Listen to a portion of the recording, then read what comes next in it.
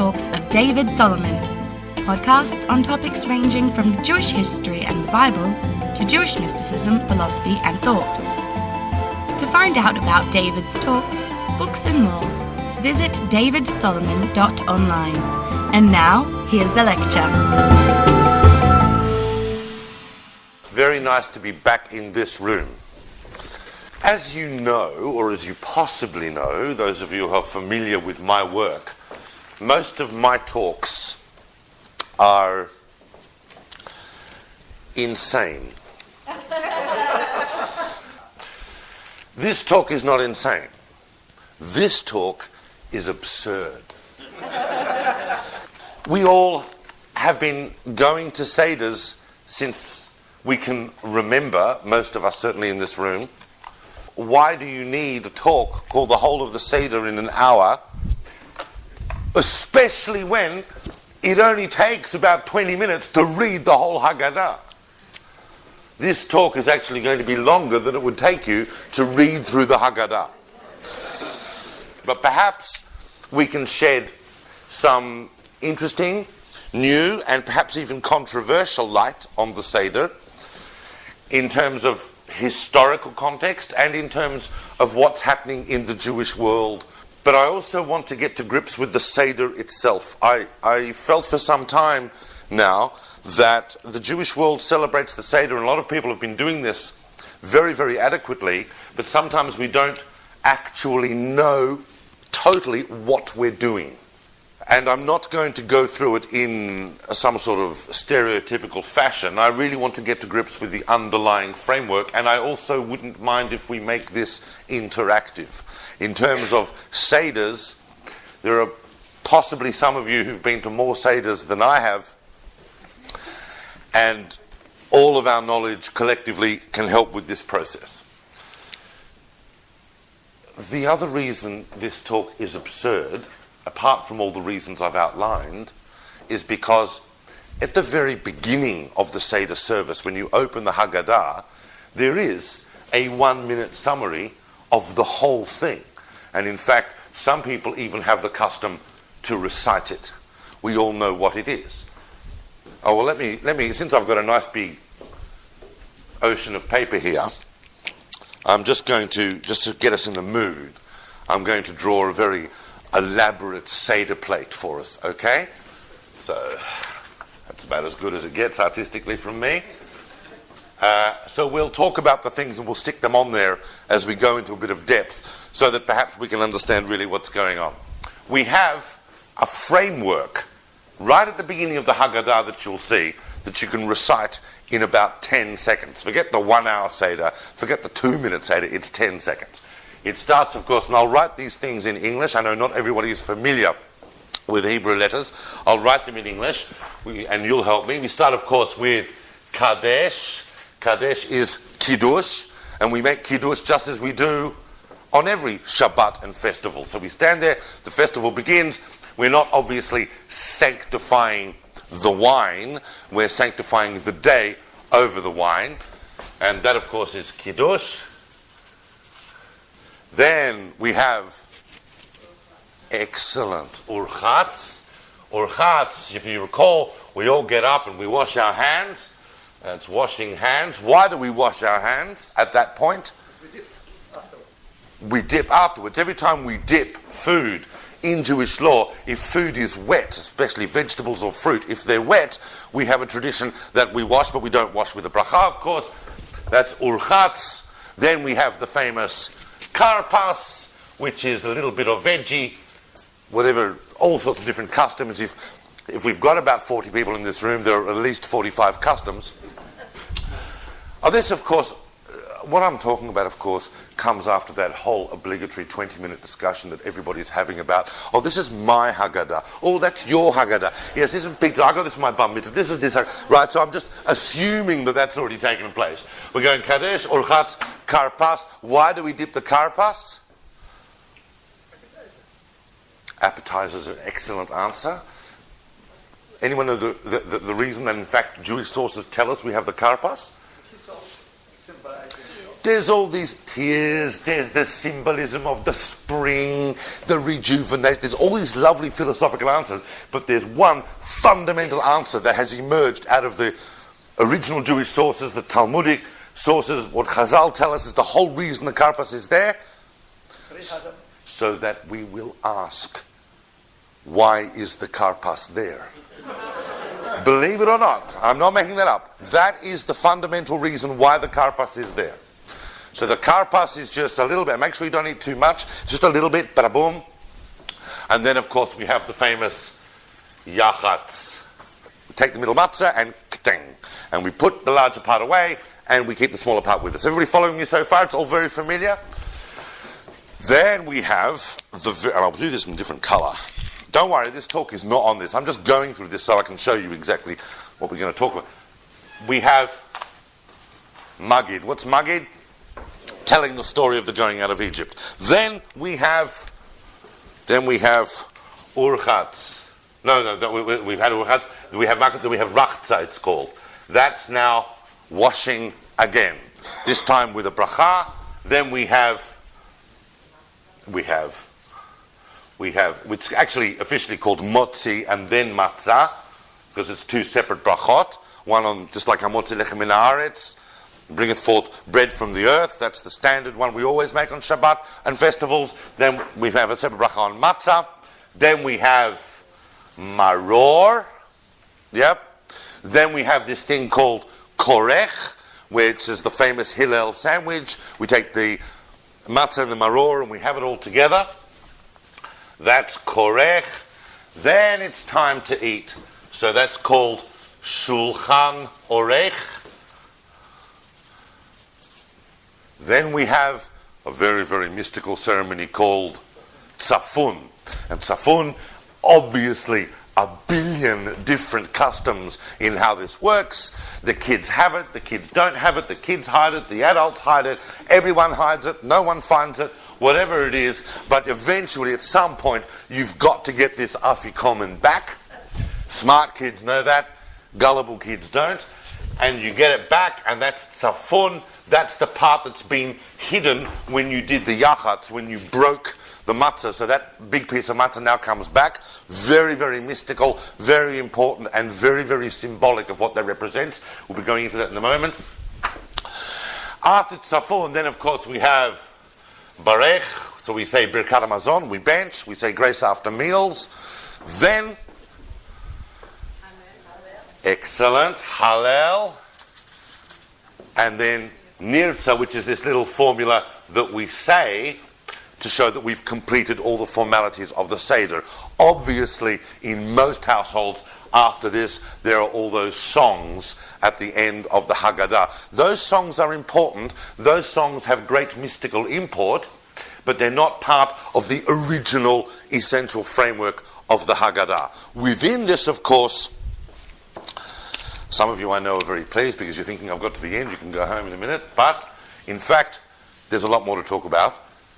We have, in between this scenario, we have 4 cups of wine. Each cup of wine representing, in the 6th chapter of Exodus, in the book of Shemot, in the 6th chapter, verses 6 to 7, you'll find the 4 expressions, v'hotzeti, v'hotzalti, v'ga'alti, v'lakachti. The whole 4 different modes or dimensions of redemption that are mentioned there, each cup symbolically represented one. Obviously, we have a cup for Kiddush. We have a cup just here, after the end of the Magid. We have a cup right after we say Birkat Hamazon, and we have a cup after Hallel. Everybody follow? That's the Seder. That's the Seder. But the Seder, I don't need all these colours. The Seder, in fact, is a lot more. And I want to give, perhaps, an even simpler structure than this, by which we can come to terms with what we're really doing. What we're really doing on Seder night is we're performing 4, once again, the number 4 is extremely important on Seder night.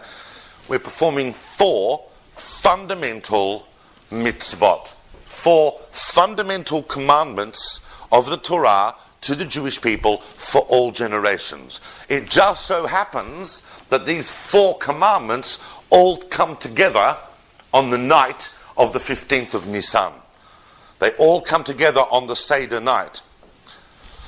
Remember, the very term Seder is really more of an Ashkenazic invention. Whatever you want to call it, the night of Pesach is the time that these 4 fundamental mitzvot come together. 2 of these mitzvot, and obviously I'm about to say what they are, but 2 of these mitzvot, 2 of these commandments are pretty much exactly as they have always been for thousands of years. They have not changed. When you perform 2 of these mitzvot, you're performing them in exactly the same way that your ancestors performed them, going back at least 3 millennia. Those 2 mitzvot, which are almost identical, are matzah, because the matzah we eat today is basically identical to the matzah that they were eating in all generations. When you stick that cardboard stuff in your mouth, you know that the taste you're experiencing is exactly the same taste that they experienced in the year 1500, in the year 1000, in the year 500, 0, minus 500, minus 1000, whenever it was, they were eating the same matzah. Admittedly, we've got certain techniques of production now, they're a little different. Machine-made matzah has enabled us to reach a level of consistency of cardboard that we didn't have before, but I'm being a little bit harsh when I say cardboard. Actually, a lot of people like matzah. I do happen to like matzah, but as you're all aware, it's good that it's just a week. By the way, obviously, you don't have to eat matzah for the rest of Pesach. You don't have to eat matzah for the rest of Pesach. You just can't eat bread. And you can't eat any chametz, obviously. But the only time you have an obligation to eat matzah is on the Seder night. Everybody follow that? So it's really, you're eating matzah for the rest of Pesach by default because you can't have anything else. But on the night of the Seder, you must eat matzah. You can't say, don't feel like it. Matzah, a quantity of matzah, a kazayit, a small amount of matzah, has to be eaten by everybody. This all assumes, of course, that you've got rid of your chametz. Maror is the other one that's exactly the same. The maror we eat now, basically horseradish and other variants thereof, is pretty much exactly the same bitter herb. There are, of course, many customs in the Jewish world. Some people have horseradish, some people have romaine lettuce with its very bitter roots and so on. But maror is essentially the same. So let's put some maror here. By the way, there is this very confusing situation that everybody sees in their Haggadah. On the one hand, you've got maror, very clear, very happy with that. Everybody, certainly in English-speaking countries like England, like Australia, where I grew up, other countries, it's horseradish. Everybody knows. And you remember as a kid, Daddy would give you a little bit of horseradish and you'd go screaming through the house, oh my God, right? Horseradish. But most people also will find in their Haggadah and on their Seder plate another bitter herb as well, which is known as the chazeret. Now, why do we have that? Some people use horseradish for the maror and radish for the chazeret. Some people use romaine lettuce and radish, or horseradish and romaine, whatever combination of different things. Why do we have these 2 different herbs? These 2 different bitter herbs? Anyone know? Because, it's a very confusing thing. People look at it and go, okay, I'll put some chazeret. It tells me to do that, I'll do that. But really, the Torah tells us there's a pasuk that says, Al matzot umerorim yochluhu, that you should eat the Paschal sacrifice, which we're going to talk about soon, on matzah and, for want of a better translation, marors. So, traditionally, we have developed 2 types of marors. Some people don't have that. And it's okay. If you just have one type of maror, that's okay. But traditionally, we have seen these developments throughout the Haggadah, throughout the generations, that we've come to the situation where we have maror and chazeret to everybody's confusion. Now, those two are exactly the same.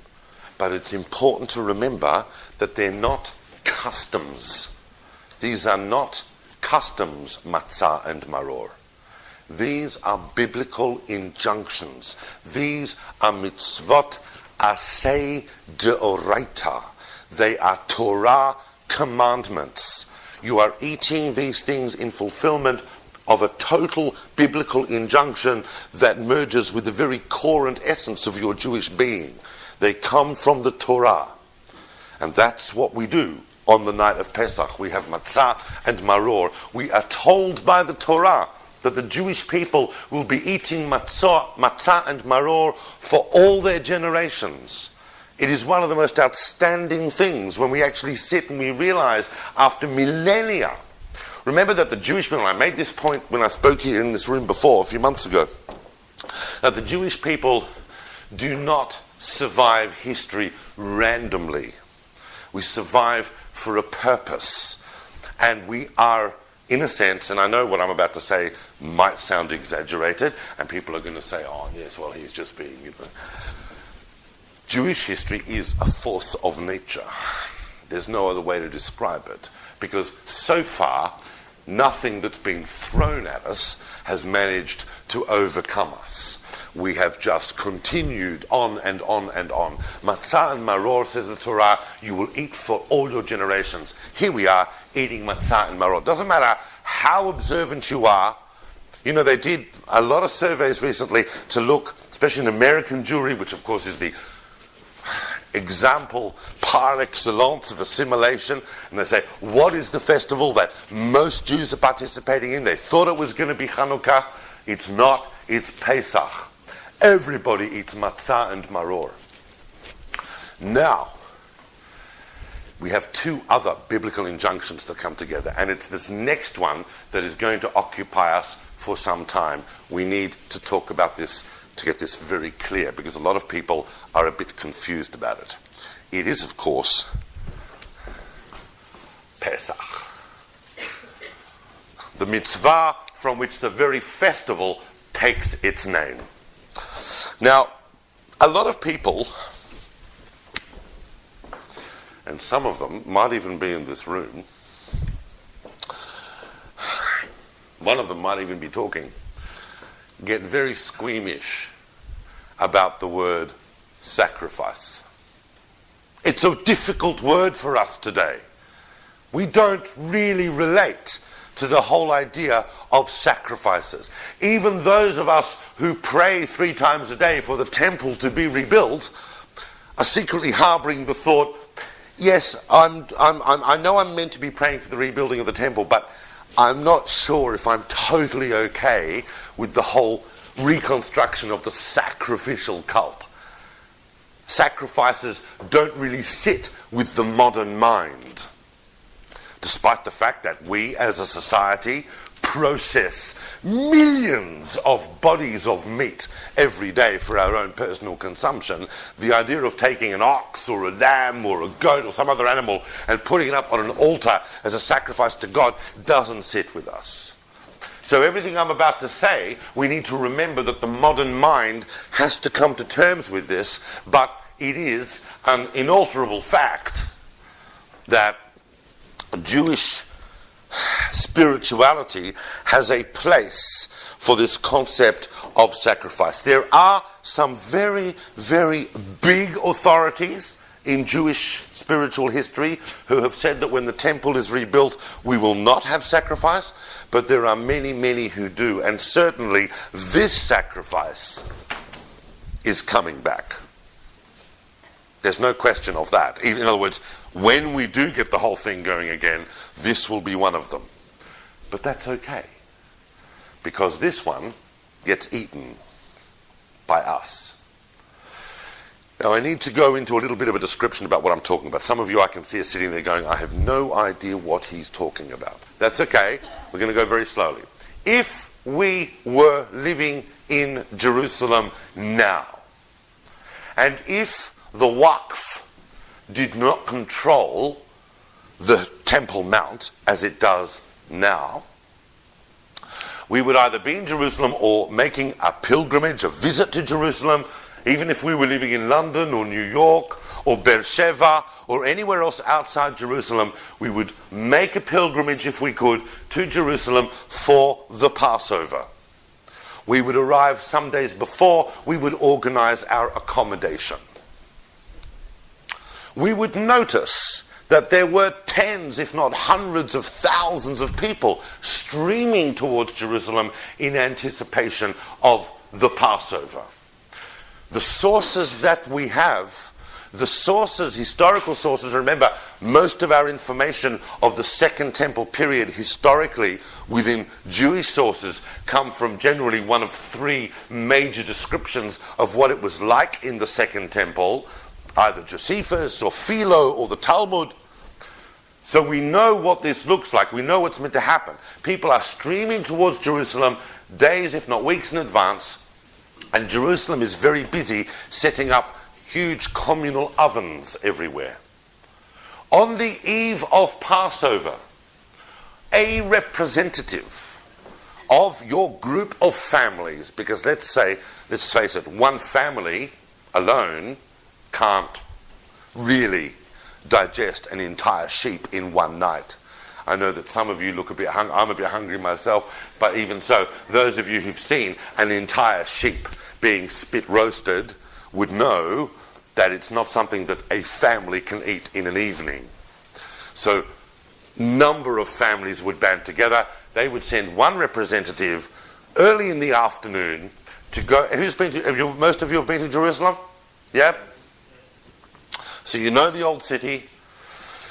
You take this lamb or a goat and you would go to the old city and you would walk with your lamb and your goat, and on the way, no doubt, you would meet thousands and thousands of other people all walking their goats and their lambs, and you would arrive, because we have very, very detailed descriptions of what the Paschal sacrifice was like.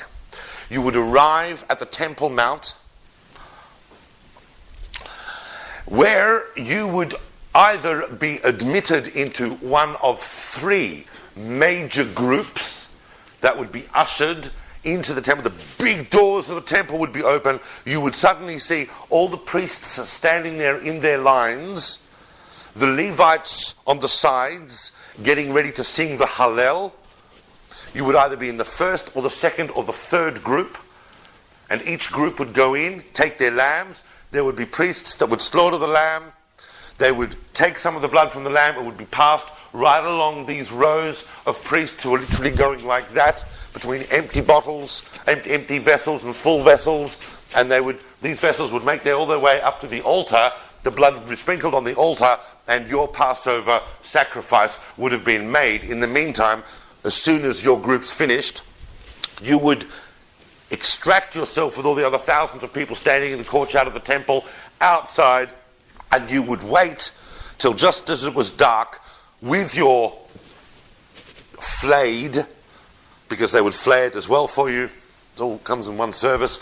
They would flay the lamb for you, weigh this big chunk of meat, and you would take it back to the family. It would be cooked in one of the communal ovens. You would sit down to do your Seder, and then as towards the end of the Seder, you would go and you would get this Paschal sacrifice, and you would eat it as the main part of your meal, and certainly as the last thing you eat, just as we have the afikomen today. That is how the Pesach is observed according to the Torah. We can't do that today. Why? Well, it's very interesting. It's very interesting. Because we don't necessarily need the temple to offer the Paschal sacrifice. Some people estimate that the Paschal sacrifice on the Temple Mount in Jerusalem, and this is not something that's hugely backed up by a lot of historical sources, But there are some assertions within historical research that the Paschal sacrifice was offered as late as the 6th century. That's 500 years after the destruction of the temple. Many halachic authorities don't regard the temple as a necessary condition for offering the Paschal sacrifice. These authorities are the ones that are demanding, why are we not doing this now? The reason we don't do it now, and maybe you're unaware, but every single year there is a petition before the High Court of Israel on behalf of people who are trying to force the Waqf, who is in control of the Temple Mount, to allow about 20 or 30 square meters, because it has to be done on the Temple Mount, just 20 or 30 square meters of the Temple Mount, not encroaching upon the Dome of the Rock or Al-Aqsa, so that some people can go up and perform the Paschal sacrifice. That permission has not yet been forthcoming. It's no surprise that the Waqf has said no. But every year, more and more pressure is put on the Israeli court system, the police. You do realize the situation on Har HaBayit, don't you, at the moment, on the Temple Mount? We've seen a number of, even in our own lifetimes, we've seen, even in the last 15 to 20 years, we've seen an evolution of the different bodies involved in this process. I remember when I was young, and the first time I went to Jerusalem, and there were these big signs that said, Orthodox Jews are not allowed up on the Temple Mount, blah, blah, blah. Remember, the rabbinate has... Anyone remember seeing those signs? Today, almost all the rabbis in Jerusalem, all the different authorities from all different camps, are now saying, no, it's actually okay to go up on the Temple Mount. The problem is that the Israeli government, together with the Waqf, have set certain conditions. You can go up on the Temple Mount now as a Jew. They have certain conditions. One of those conditions is that you're not allowed to be seen moving your lips unless you're talking to someone. Can you imagine? You're not allowed to be seen moving your lips in case you're praying. The Waqf has only allowed Jewish visitors up there on condition that Jews do not pray on the Temple Mount. This is astonishing. This is like some sort of medieval mindset, but that's the world we live in. I don't want anyone to get the wrong impression, by the way. I'm not going into this because I'm some right-wing fanatic. I'm just describing the situation as it is. Obviously, the people at the forefront of this push to try and get the Paschal sacrifice reintroduced is the newly constituted Sanhedrin. And they are concerning themselves with a number of political issues, and this is one of them.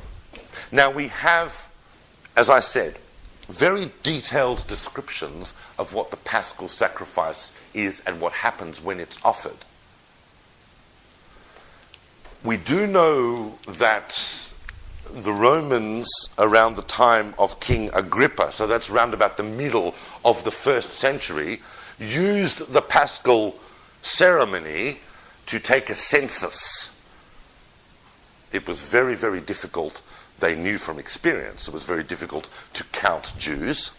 The last time they tried to take a census in around about 6 CE, they just about had a full-fledged revolt on their hands. So a few decades later, when they wanted to do it again, they came upon the idea of taking a kidney from every lamb that was offered in the Paschal sacrifice. Now, I'm also aware that sometimes 1st century historians do tend to exaggerate, especially with numbers.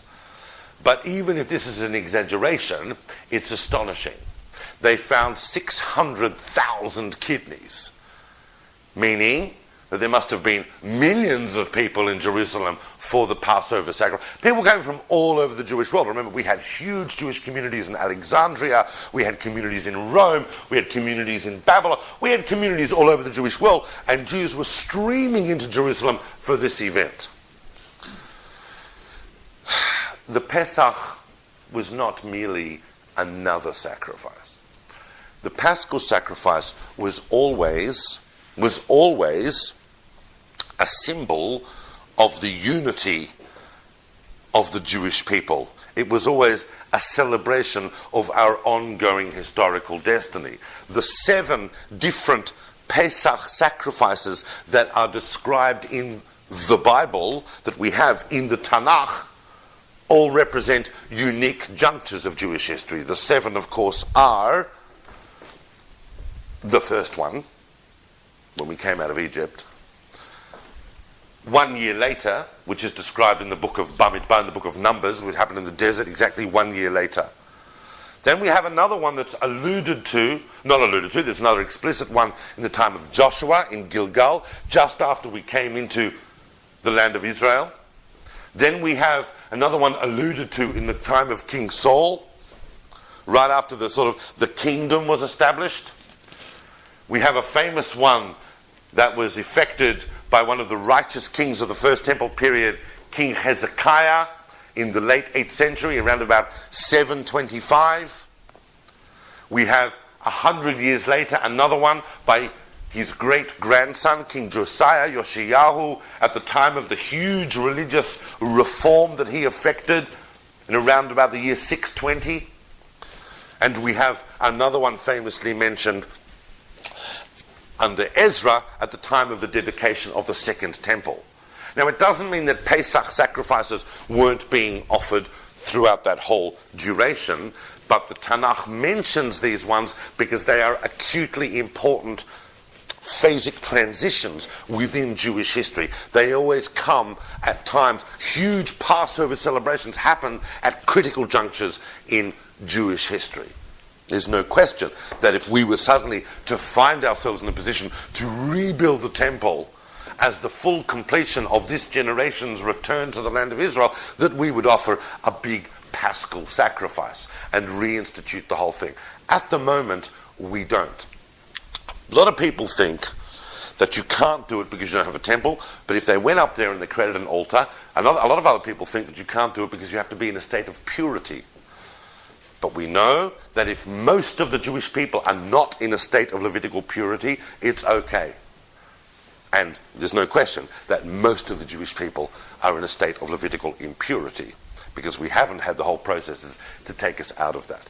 This is real stuff. I know it sounds a bit la-la, but in fact, these are real historical processes.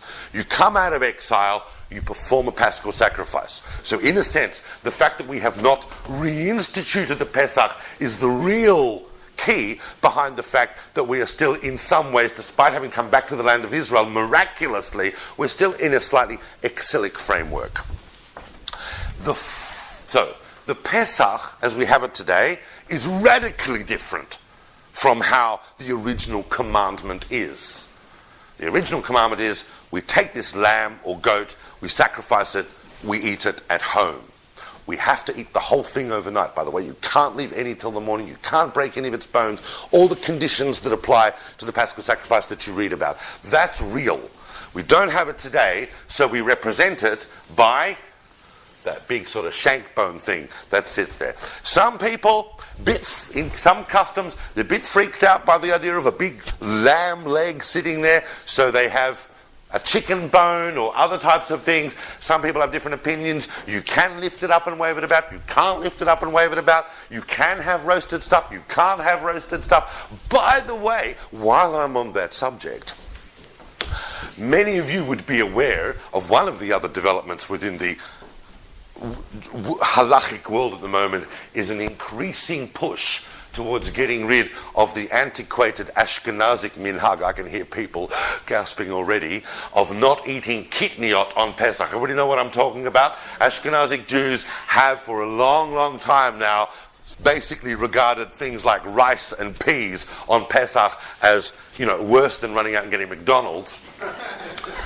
But there are many, many moves now within the religious Ashkenazic world to revise this, and there are many, many poskim, big halachic authorities coming out now saying, especially in the land of Israel, where they're saying, wait a minute, we're in Israel, so the whole issue of Sephardic and Ashkenazic doesn't really apply.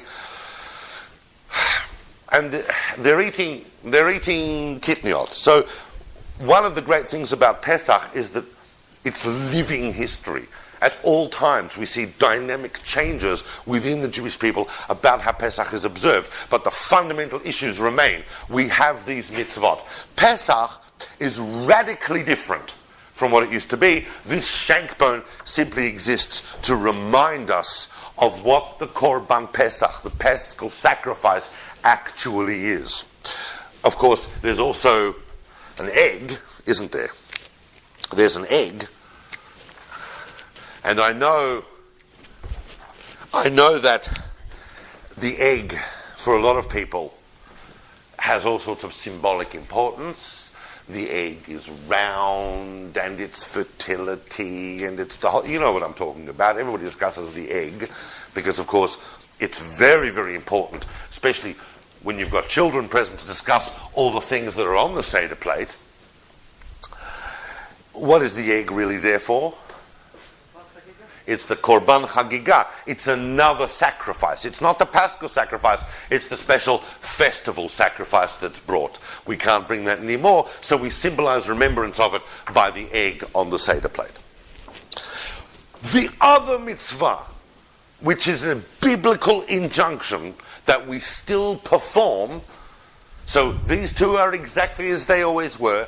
This one is radically different, and the fourth one we still observe, but we observe it in a dynamic, transformative form that's constantly fluid and changing throughout history. That, of course, is the mitzvah of Haggadah. I'm not talking about the Haggadah. The Haggadah is a book.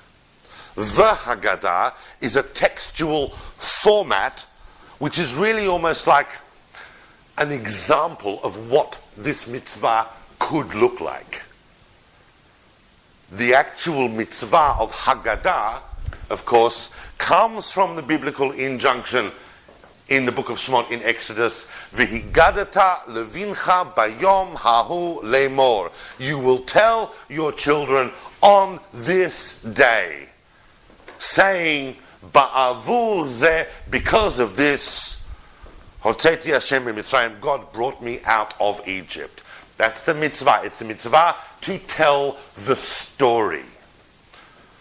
Now you don't, in other words, the Seder without the Haggadah is perfectly okay. But the Seder without the mitzvah of Haggadah is impossible. Haggadah is a core injunction. It's not just the case that we happen to explain what we're doing because otherwise, the evening is boring. It's actually a full mitzvah, just as important as matzah, just as important as maror, just as important as the Korban Pesach, to tell the story of how we came out of Egypt. Now, this telling of the story has taken many, many different forms over Jewish history. By the early Middle Ages, that is really, really recent in Jewish history, by the Gaonic period, and especially, the earliest form of the Haggadah that we really have in a full formal textual form is Saadia Gaon's Haggadah, and that's already 10th century. And by that time, although many, many of the elements that we have in the Haggadah are Mishnaic, and that means that the Haggadah for thousands of years has been an ongoing process of what's the best way to give over this story. And the interesting thing is, and this sometimes brings to light many of the elements of the Haggadah, if you look at that big section of the Haggadah, which we call Magid, that sits between the breaking of the matzah and when we finally get to eat, that whole long section, that when you're a kid, it seems really, really long, but as you get older, it gets shorter and shorter and shorter. That is the mitzvah of Haggadah. If we look at that carefully, all of that material in the middle of the Haggadah is about people telling the story, which means that the mitzvah of telling the story is really up to you. It's totally dynamic. It's how you tell the story to your children, to your visitors. We have this mitzvah of Haggadah is related to, in the Torah, 4 times. 4 times. That is the whole meaning behind the whole concept of the 4 sons and so on. It's not randomly that the rabbis go, oh, there are 4 different types of children. They are based on trying to work out why the Torah has got 4 different ways in which it wants us to tell this story. Now, there is a big discussion in the Talmud about where the story begins. Where does the story begin?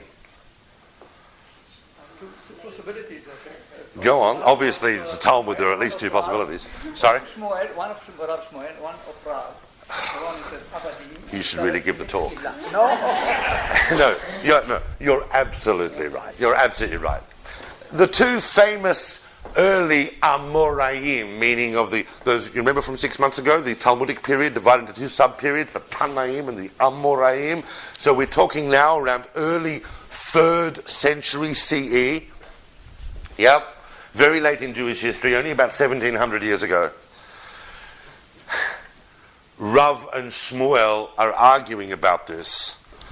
Shmuel, the famous Amora, this is right at the beginning of the Amoric period. I mean, the ink on the Mishnah is just fresh on the page. They're discussing it. Shmuel says we should start the story, the fulfillment of this mitzvah, to tell the story, we should start from the words Avadim Hayinu. Everybody's got at least a little bit of Hebrew. What does it mean, Avadim Hayinu? We were slaves. Avadim hayinu leFaro b'Mitzrayim. We were slaves to Pharaoh in Egypt. Why? Because that's the actual process of Exodus. That's what this whole telling the story is about. It's about the process of Exodus. Now, the process... English is a funny language. Because in the effort to translate things, and I'm fairly well known for being someone who is very anti-translation.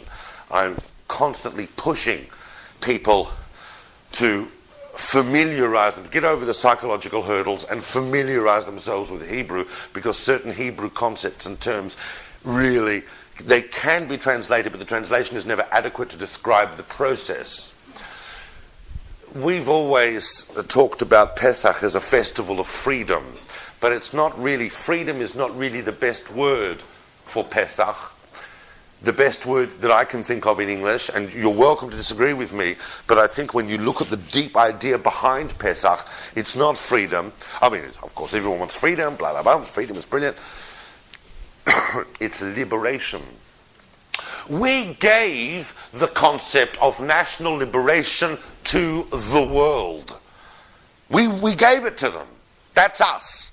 We are the people of national liberation. Every single national liberation movement that comes after is founded upon this idea that the Jewish people gave to the world, that they gained from their own exodus from slavery towards freedom. I mean, famously, who makes this point famously? That's a bit of an unfair question, obviously. A number of people, including God, but not people, but those of you who are familiar, for example, with the philosophy of Mendelssohn, the great Jewish philosopher of the Age of Reason. No? You're shaking your head? No. Sometimes when you're in shuls and you say Moses Mendelssohn, people go, because, father of the Haskalah, father of the Reform. No, Moses Mendelssohn is an 18th century philosopher. He's massive. And his 18th century classic called Jerusalem is one of the classic philosophical texts of the 18th century. I mean, Kant referred to it as irrefutable as a book. The whole purpose of the Jewish people in the world is to remind the world of the concept of freedom and to maintain the consciousness of freedom in the world itself throughout history. That's why we survive. So the whole point of Pesach and the whole point of the Seder is not that we just sit around feeling free, because you don't need Pesach to feel free, especially now, 150 years after emancipation, and everybody's got equal rights, and everybody can sit around and lounge around on their sofa and watch TV as long as they want. We're all free. And if you want to take a holiday to Costa Rica, you can go there. If you want to change jobs, you can go there. I mean, there is perhaps, if you're a super Marxist, you might say everyone's enslaved, but at the end of the day, we feel pretty free today. So it's not really about existential freedom in that sense. It's about the process of liberation. What is it? What starts the Haggadah? What starts right here after Kiddush? What do we start the whole thing with? But after Kiddush, you know this. Ha-lachma anya. This bread of affliction. What language is that? Aramaic. We are starting the Seder in Aramaic, which is the language of exile. It's a holy language, it's not Hebrew. It's the language of exile. It's the language of one step removed from our spiritual center. So we start, and we even say in that paragraph, Hashta avdeh. Now we are slaves. So we start the Seder as a form of enslavement. We start the Seder not liberated, and we become liberated as we move dynamically through the Seder. This is the idea behind Shmuel's opinion about where we start Magid. Avadim hayinu. We were slaves. It's all about that process of liberation. Probably the biggest commentator on the Haggadah who focuses on this idea. One of the most famous commentaries on the Haggadah was written by a man who knew about exile. It's a famous commentary on the Haggadah written by Don Yitzchak Abarbanel. Abarbanel, everyone knows who Don Yitzchak Abarbanel was? He's basically the guy, the famous expulsion from Spain in 1492, the 700-year community of Spain crashing down overnight. He's basically the guy who's asked to switch off the lights.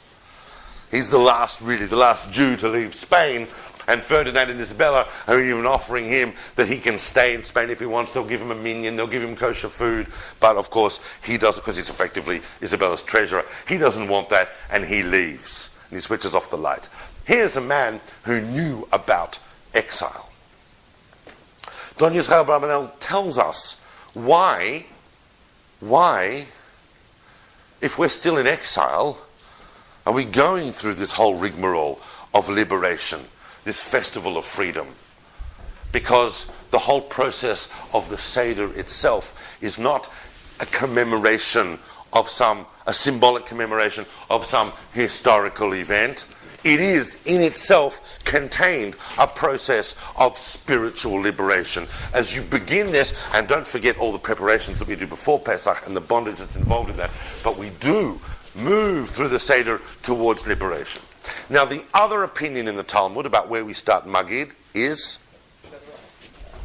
Rav. Rav, who is the colleague of Shmuel, he's the famous Abaricha that came from Palestine around the year 220, brought the Mishnah with him to Babylonia, which was the new center in the 3rd century. Remember, these opinions come from the 3rd century, but by that time, the Haggadah is already starting to take its final shape. And the only reason it's taking its shape then is because, of course, it's precisely during the Talmudic period that we're beginning to write these things down, because we realize that otherwise we're going to lose them. Rav believes that we should start this mitzvah of Magid, this mitzvah of Haggadah, we should start it from where? Mitchila, from the beginning of De Avodah Zarah Hayu Avotenu, our ancestors were idol worshippers. Now, what's the whole point of that? What's the whole point of going that far back in the story? Who's he talking about, by the way? He's talking about Avraham's parents. Our ancestors were idol. He's going all the way back to Avraham. Why? Because for Rav, the whole point of the Seder is a celebration of this constant phenomenon of Jewish history of exile and return, exile and return, exile and return.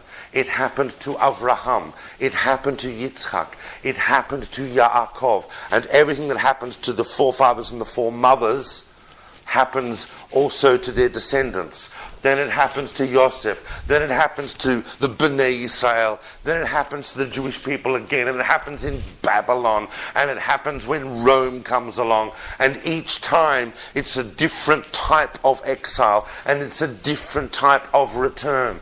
And each time we are refining more and more and more our being in the world. This is what Pesach is all about. It's about the constant cycle of exile and return, in order to bring to the world this realization of freedom, this realization of liberation. He's more concerned not so much with the actual acute point of the liberation, but with the historical processes that it entails. This is a very, very significant discussion about the Haggadah.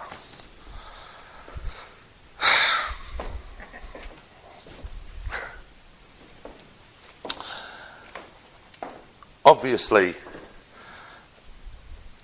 the Seder doesn't end there. You know that it's not just about telling the story. There's something even more important than telling. Perhaps not more. I mean, the biblical commandment, the Mitzvot aseh d'oraita, is about Haggadah. But the real key to Haggadah is questions. Questions are at the core of the Seder. Why? Because Judaism, and here I'm going to go a little controversial, okay? So just put your seatbelts on, relax. Judaism is not a religion. It's not a religion. It doesn't sit on the bookshelf of ideas somewhere between Christianity and Islam. Judaism is the dynamic spiritual revelation of the Jewish people in the world. The word religion doesn't even come close to describing it. Religion deals in answers, it's true. But true spiritual journeys deal with questions. We're told in the Talmud that in the Mishnah, in fact, if a person is sitting with their family, then you generally ask the youngest child to ask the questions, or the most intelligent child to ask the questions. Yeah.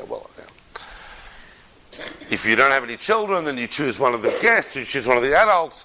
If a man's sitting there with his wife asks the questions, and if he's sitting there by himself, he asks himself the questions.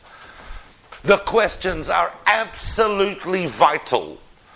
That whole thing that we know, ma nishtana, is absolutely at the core. That's why it comes at the beginning of Magid, at the beginning of that whole mitzvah. Because really, the questions are what bring to consciousness the whole spiritual journey that we're going through. Ma nishtana does not really mean, by the way, why is this night different from other nights? Once again, a translational misunderstanding perhaps passed down through the generations of English translators. It doesn't really mean that. It can, I know, but it doesn't really mean that.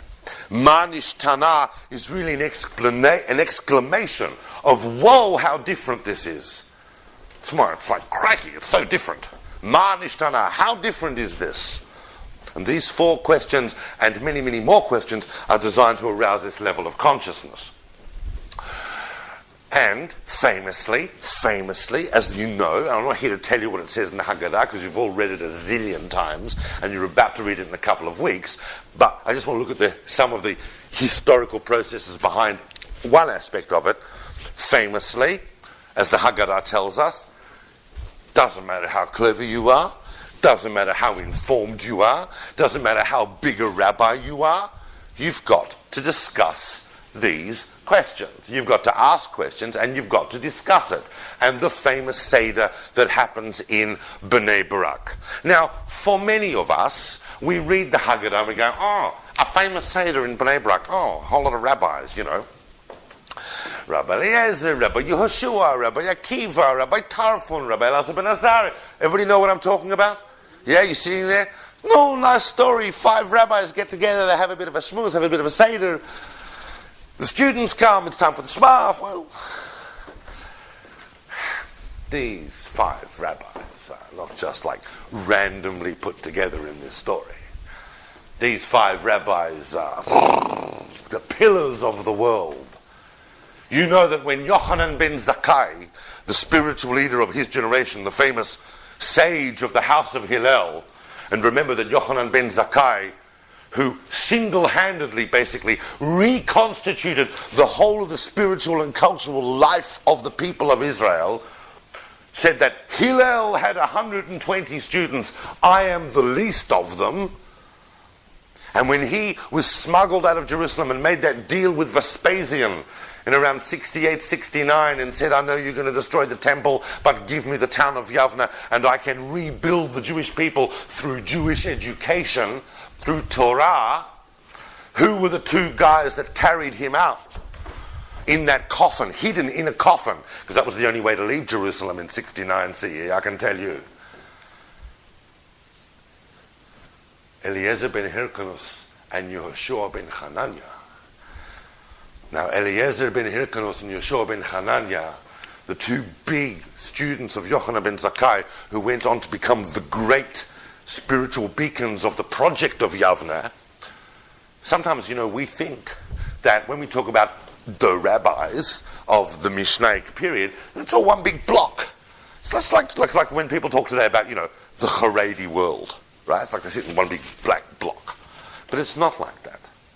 These guys came from different factions and different classes within the rabbinic world, within the world of the sages themselves. Eliezer ben Hyrcanus came from the patrician class. His family had money, his family had lands, they owned date orchards. Rabbi Yehoshua ben Hananiah was a pleb, had nothing, came from nothing financially, economically. They represented actually it's interesting because there's a discussion in the Talmud that represents really the different classes they came from, because it's a discussion over the meaning of the Hebrew word dvash. The Torah describes the land of Israel as Eretz Zavat Chalav Udvash, a land flowing with milk and honey. Now dvash, we've always understood to mean honey, but there's a big discussion in Yavne about what honey was. According to Eliezer ben Hyrcanus, dvash, the word dvash means the pulp from figs and dates. Why? Because his family had acres and acres of date orchards and so on. For him, it was easy to access that. That thick, sweet stuff must mean that. Yehoshua ben Hananiah, for Yehoshua ben Hananiah, dvash means bee honey. A beehive is something you don't need a plantation for. You can find it growing wild in the forest. Anyone can access honey just by having a bit of luck wandering around the forests and the fields. So it's a big discussion. It represents, I'm just going into this slightly because they represent different aspects of the classes within the world of the sages of Yavne. Now, round about, just not long after the destruction of the temple, round about the late 70s, a guy, a 40-year-old man who can barely read Aleph Bet, a total illiterate, he's been a rent-out shepherd all his life, can't read, turns up at Yavne and says, I want to learn Torah. He goes to Eliezer ben Hyrcanus, and Eliezer ben Hyrcanus says, I'm really sorry, but you can't afford to pay me. Now, it's not that he was saying, I'll only teach you if you can afford to pay me. He's saying, if you are so poor, you're not going to be able to learn Torah without taking another job to sustain you. And the level, the demand on your time and intellect from learning with me will simply not make you an effective student. I'm sorry, I've got so many other thousands of people who want to study under me, I really can't take you on. So he goes to Yehoshua ben Hananiah. Yehoshua ben Hananiah didn't take any money, he had no money, he didn't ask any money, but he says, look, I'm really sorry, I can't teach you, this 40-year-old guy, I can't teach you because I don't charge anything. I teach the plebs, it's true, but I've got so many brilliant young students who want to learn Torah with me, then what am I going to do with you? The 40-year-old guy, married, kids, can't even read Hebrew, what am I going to do with you? So eventually, this most famous mature age student of the whole of Jewish history, who is, of course, Rabbi Akiva. At this stage, he's just Akiva ben Yosef, finds a teacher called Rabbi Tarfon. Rabbi Tarfon's prepared to take him on. Now look at that story. They are all there. Rabbi Yehoshua, Rabbi Eliezer, Rabbi Akiva, Rabbi Tarfon, and the very young Elazar ben Azariah, who is going... I wish that this was a lecture on first century Palestine and the politics of Yavna, and the spiritual politics of Yavna, because it becomes absolutely fascinating. They were all about to get into all sorts of bother with the Sanhedrin and the project of Yavna.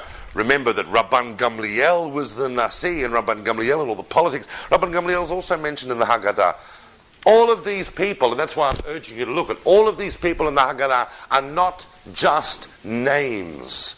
They are immense doorways into incredibly fascinating aspects of Jewish history. All of these guys are sitting at that Seder.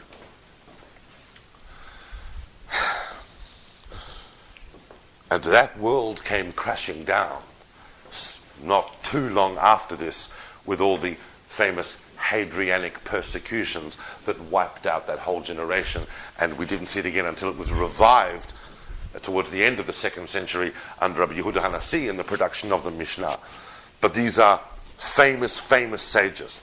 All right, I see the time, and I've been speaking for a while, and we've nearly arrived now, but there is something obviously I just need to spend a minute on. We haven't even filled the Seder plate. That's cool. You'll do that at home.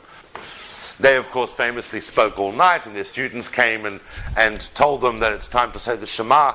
My father, alav shalom, used to actually make the point at the Seder. I know that everybody's got amazing points to make at the Seder, but now that you've mentioned that, he would always make the point that their students were coming to tell them not just that it was Kriyat Shema Shel Shacharit, but that it was the time of the Shema of martyrdom. But that's... all right. Once we get to here, something, and you all know this because you all do it every year, something really amazing happens. The whole mood of the Seder shifts. It's not just because you've now had 2 or 3 cups of wine, although that doesn't hurt.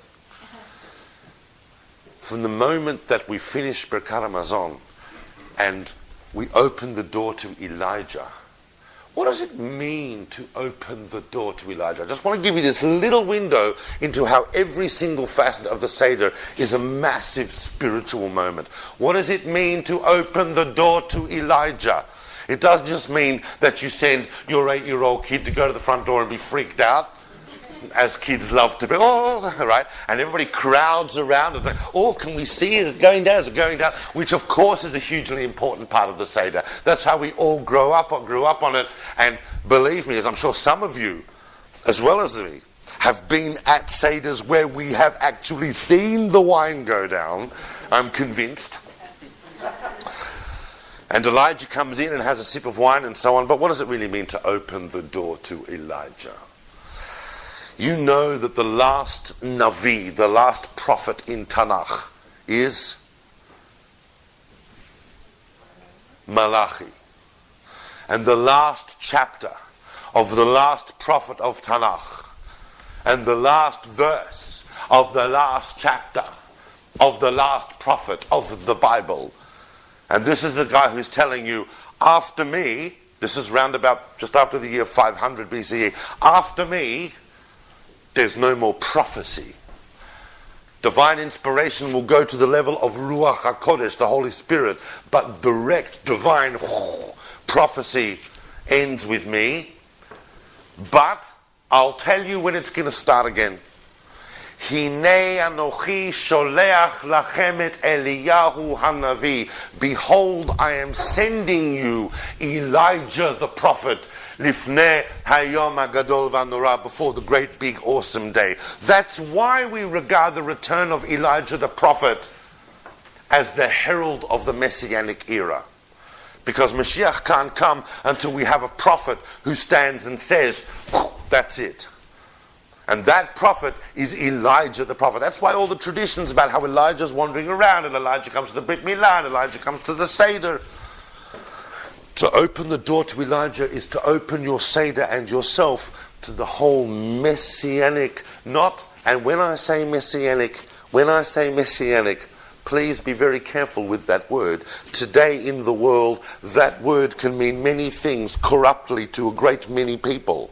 It really means the pure redemptive spirit that has gone through Jewish history, that's not embodied in a particular candidate, but is embodied in the whole of Am Yisrael. The whole of the rest of the Haggadah, as you know, is mystically saturated with Messianic expectation. It gets more and more and more and more intense. We know that Mashiach, we're told by the sages that Mashiach will come in Nisan, in the month of Nisan. Mashiach will come at Pesach. Remember that for many, many years, Jews couldn't open the door and recite Shvoch chamatcha el hagoyim, pour out your wrath upon the nations. We know that came into the Haggadah in medieval times. In medieval times, in many cases, in many places, it wasn't so simple to open the door. If you opened the door, in would come more than Elijah the prophet. But it gets more and more and more and more intense until finally, as you know, we reach this incredible crescendo. And I'm just going to finish on this note, because the Haggadah does as well, but I want to point it out to you because a lot of people just think, it's nice.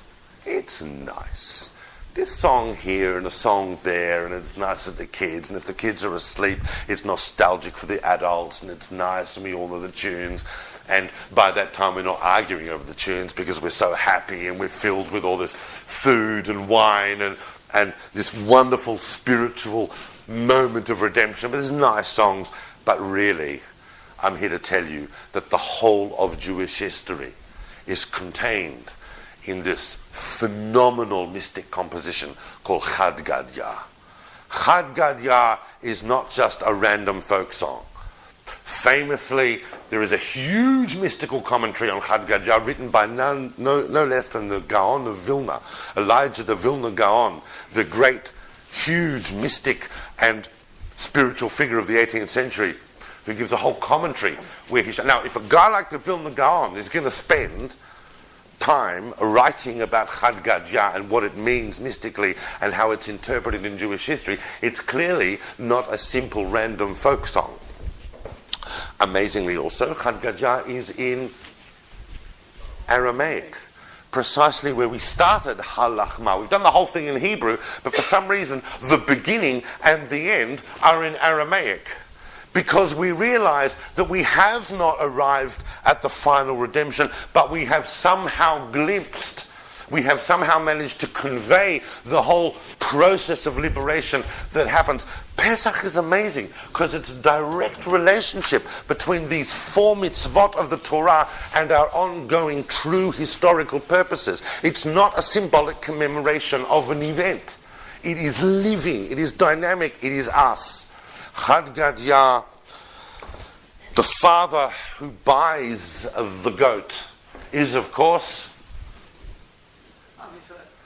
well, close, very. For the Vilna Gaon, it's Yaakov Avinu, the father of all Israel. Jacob, our father. What do you mean he got a goat? What did he do with this goat?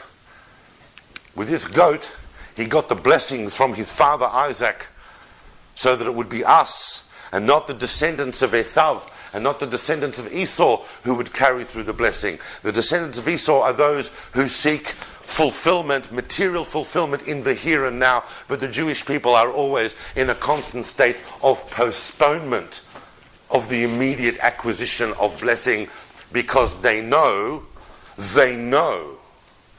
that there is still work to be done in the world. When all the Christians are in heaven and when all the Muslims are in paradise, we will still be here, and we will be eating the matzah and the maror and telling the story of the going out of Egypt to make sure that there is liberation in the world for all generations. Thank you for listening.